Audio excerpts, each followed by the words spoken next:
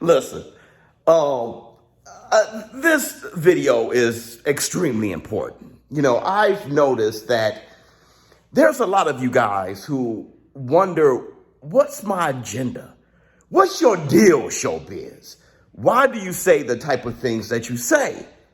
On one hand, you can say good things that are pro Javante Tank Davis. You can root for Ryan Garcia, say good things about him. You can have said great things about Canelo Alvarez. Then at the same time, you can criticize Tank, right? You can say Tank is the face of boxing, and you can also say Tank won't fight Devin Haney without a rehydration clause. You can say Canelo Alvarez, best resume in the world. At the same time, you can say Canelo Alvarez, he's fading. You can say great things about these guys. You can say bad things about these guys. And it throws people off. It makes people say, on one hand, you're only saying this because Javante Tank Davis is black. Now you're only saying this because you're a coon. You're only saying this because Canelo Alvarez and Ryan Garcia is Hispanic and your wife is Hispanic. And then you're saying these criticisms because you're black. Of course you're going to say that.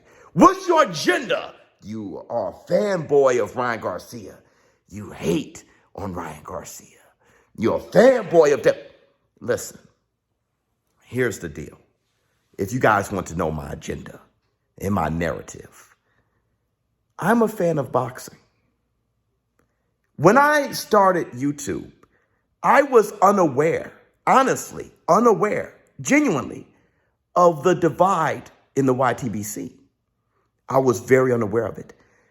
And I saw in my comments when I was just talking about boxing, I didn't know it was frowned upon to be a black man saying something good about Lomachenko.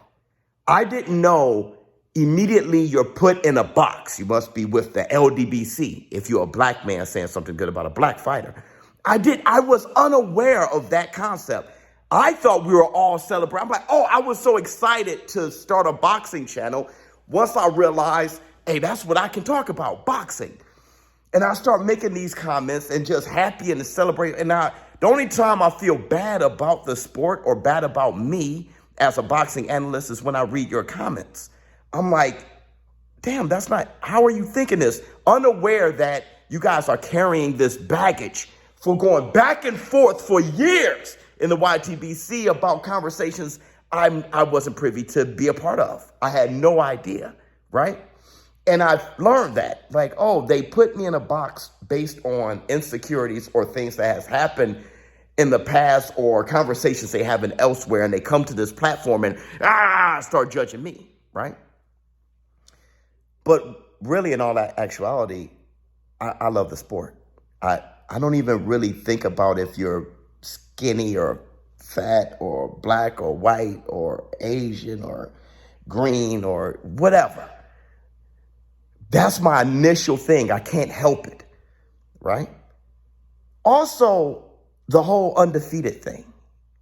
I made a comment about Shawn Porter being the best welterweight of this era, the greatest welterweight, rather, of this era. And I brought up AJ and I brought up those, and people are like, hey, he lost. He lost. When I am extremely aware that you make yourself undefeated. Nobody beats everybody. When you look at anyone who's ever been undefeated in the history of the sport, you can see how they did it. You see how they did it. From Floyd Mayweather to Joe Calzaghe to Rocky Marciano, you know how they did it. You can see how they made themselves undefeated. When you're, for the most part, if you're fighting them all at their best, you're going to either have an off night or you just took on a challenge too much. If you're beating everybody, you just start moving up to see who's the big. That's what I respect about Canelo, Lomachenko, Floyd Mayweather, everybody who went up, Manny Pacquiao, and take it on everyone. And then there are those who are insane, taking on everybody in their primes, like Showtime Shawn Porter.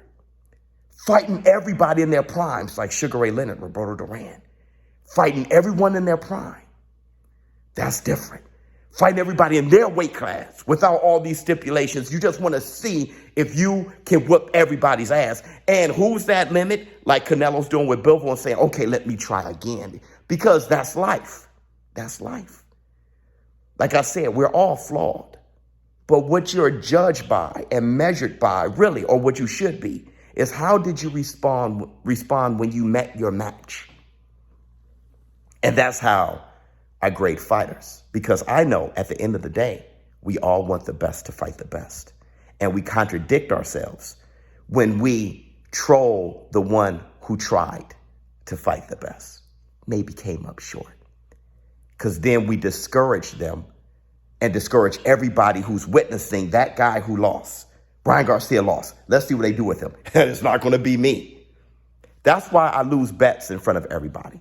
I'll take it on. Forget it. You know, hey, the odds are great. And if I lose, let me see what it feels like. How do I feel once I'm trolled for 3 months in public? Do I keep moving forward? These fighters who do inspire me, right? Keep showing your face. Keep showing up when everybody's trying to kick you when you lost something. I want to end by saying this. If you guys are unfamiliar with the channel, or just can't grasp the fact that I just want to see good fights and I don't give a damn. And my narrative is pretty much based on celebrating fighters who take them all on and still love fighters who don't, but criticize them when they don't. And say, this is what the fans would want to help make boxing the #1 sport in the world.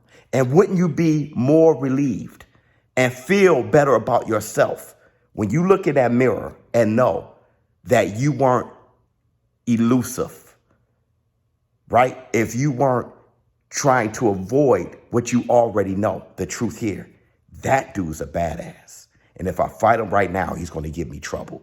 And that's what I want. I think that's the most inspirational thing. And I think that's why, well, I know that's why I love boxing and love combat sports and why I love competition anyway. I'm a competitive person with life, period. And I want to see how much I can do in this little time I have here on earth and have it resonate with my children. Look, if you want to know if the takes I have are based on anything other than my love for the sport, it's not. It's only the love of the sport, which is why people call me a flip-flopper, because they think, aren't you a fan of this? You should just be rooting this on no matter what. No, what I'm a fan of is this one concept that I've never wavered from.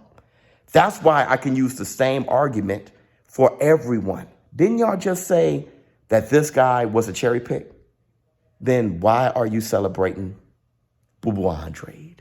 Not to pick on him. I'm just saying. Canelo's ducking Boo Boo Andrade. But you said Canelo's a cherry pick. Then what is he? Oh, he's a beast, huh? Look, I am a fanboy for sure of the sport of boxing. And the only time I am discouraged by what I do instinctually is when I read the comments. But I keep in mind that most people who view my channels has never commented. Maybe has never even hit the like. Y'all need to start hitting the like. Subscribe to my channel. And a lot of those people, I stay true for them. But I'm not flip-flopping. I'm actually extremely consistent, if you understand my argument. And I'm never fanboying. And I'm never race-based. And what has happened to you on other platforms and what you argue, I'm sorry. I just don't take that into consideration. So, don't project your fanboyism on me and judge me because I'm not you. This is what I am, a boxing fan. ShowBizz or don't. I just thought it was very important for those who don't know and for those who still not convinced that this is what you're going to get from me. I'm out.